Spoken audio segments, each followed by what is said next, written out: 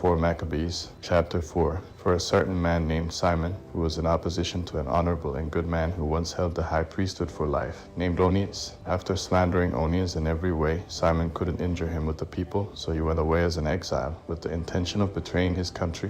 When coming to Apollonius, the military governor of Syria, Phoenicia, and Cilicia, he said, "Having goodwill to the king's affairs, I have come to inform you that tens of thousands in private wealth is laid up in the treasuries of Jerusalem, which do not belong to the temple, but belong to King Seleucus." Apollonius, acquainting himself with the particulars of this, praised Simon for his care of the king's interests, and going up to Seleucus informed him of the treasure, getting authority about it, and quickly advancing into our country with the accursed Simon and a very heavy force. He said that he came with the commands of the king that he should take the private money of the treasury. The nation, indignant at this proclamation, and replying to the effect that it was extremely unfair that those who had committed deposits to the sacred treasury should be deprived of them, resisted as well as they could. That Apollonius went away with threats into the temple.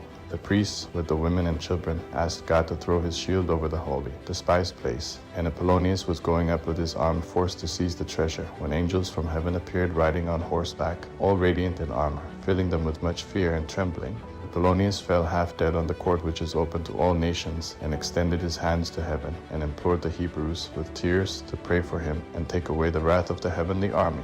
For he said that he had sinned so as to be consequently worthy of death, and that if he were saved, he would proclaim to all people the blessedness of the holy place. Onias the high priest, induced by these words, although for other reasons anxious that King Seleucus wouldn't suppose that Apollonius was slain by human device and not by divine punishment, prayed for him, and he being thus unexpectedly saved, departed to report to the king what had happened to him. But on the death of Seleucus the king, his son Antiochus Epiphanes succeeded to the kingdom, a terrible man of arrogant pride. He, having deposed Onias from the high priesthood, appointed his brother Jason to be high priest, who had made a covenant, if he would give him this authority, to pay yearly 3,660 talents. He committed to him the high priesthood and rulership over the nation. He both changed the manner of living of the people, and perverted their civil customs into all lawlessness, so that he not only erected a gymnasium on the very citadel of our country, but neglected the guardianship of the temple. Because of that, divine vengeance was grieved and instigated Antiochus himself against them.